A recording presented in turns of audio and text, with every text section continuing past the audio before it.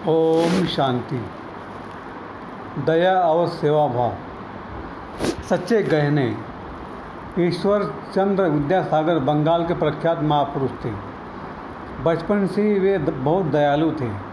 दरवाजे पर आए हुए अतिथि को कभी खाली हाथ वापस नहीं जाने देते थे। एक दिन एक अतिथि दरवाजे पर आया और गिड़गिड़ा कर उनसे पैसे मांगने लगा।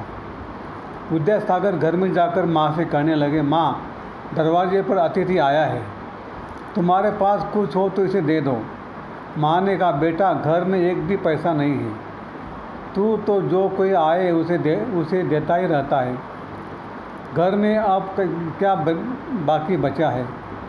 विद्यासागर की नज़र माँ की कलाई में पहने हुए सोने की चूड़ियों पर पड़ी।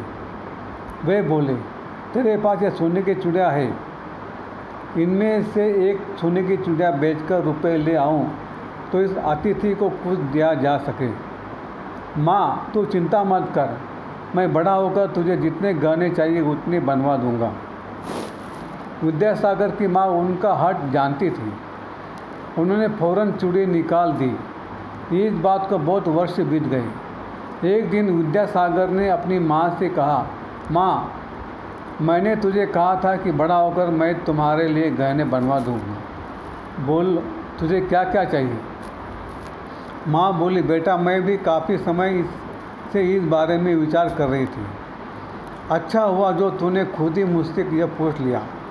मगर बेटा, जो गहने मुझे चाहिए उनकी कीमत बहुत ही ज़्यादा है। विद्यासागर बोले, अरे माँ, तू कीमत की चिंता मत कर। मेरी सारी मिल्कियत खत्म हो जाए तो भी मुझे परवाह नहीं।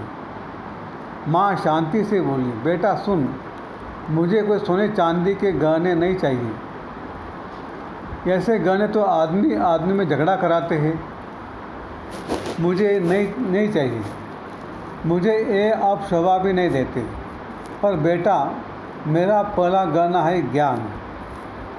हमारे देश में कितने बालक अक्सर ज्ञान न मिलने के कारण अशिक्षित रह जाते हैं। इसलिए ऐसे गरीब